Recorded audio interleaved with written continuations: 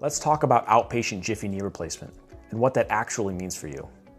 Outpatient simply means you have your surgery and you go home the same day. You're not staying overnight in the hospital. For the right patients, this can be a very safe and efficient option.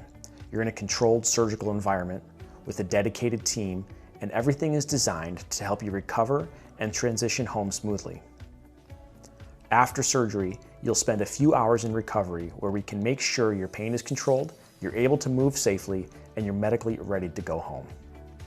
Most patients are up and walking with assistance the same day, and you'll leave with a clear plan for medications, activity, and your physical therapy plan. Being at home can actually be more comfortable for many patients, and it allows you to recover in a familiar environment while staying on a structured recovery plan. Outpatient surgery is not the right fit for everyone. We look at your overall health, your support at home, and medical history to make sure it's a safe option for you.